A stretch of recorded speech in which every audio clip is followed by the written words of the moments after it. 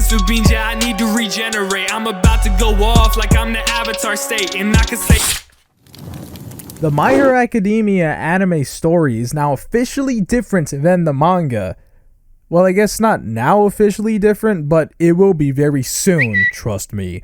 What does this mean? It means you should wrap yourselves in bubble wrap and run down every sidewalk of your town screaming in complete and utter panic. Just kidding, this isn't really a big deal, although it does affect 2 arcs in the movie of My Hero Academia that's coming out very soon.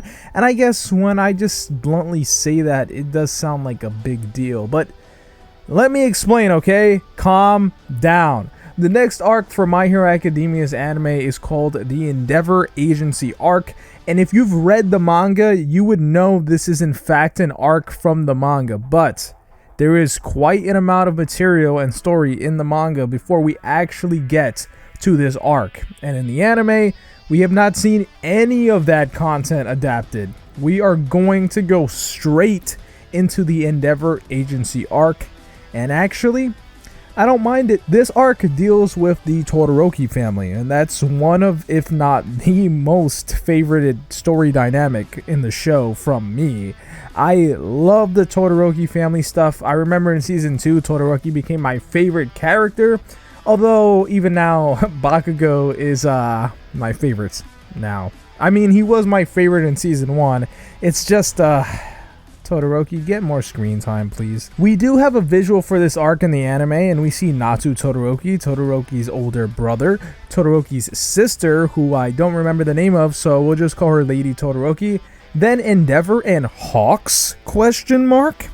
And of course, the 3 most popular characters of the show, and rightfully so because they are my favorite 3, and that's Bakugo, Deku, and Todoroki Shoto.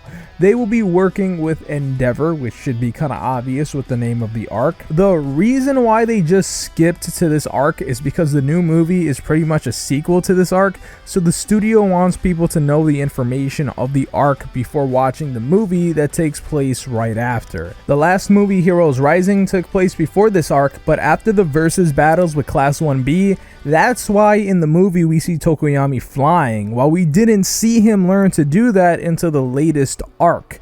And the thing is, that's not really that big of a deal. I don't even think anybody who didn't know he didn't know how to fly was thinking, hey, he knows how to fly. So that's why they didn't feel like rushing the story or anything for the anime show, for the anime movie.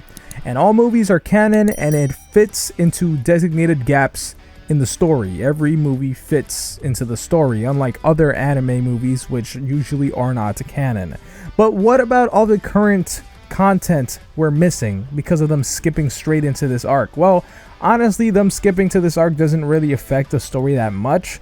They will be going back to the arc that we would have gotten next, but right after this new arc ends. So in other words, we're still getting the full story. They just rearranged the content to get this arc first because it matters for the new movie. It ties directly into it. If you want to see the latest footage and story details for the movie, check out the latest video on that, but I would appreciate it if you left a like before you go. My name's Konjik, I love you, and I'll talk to you later.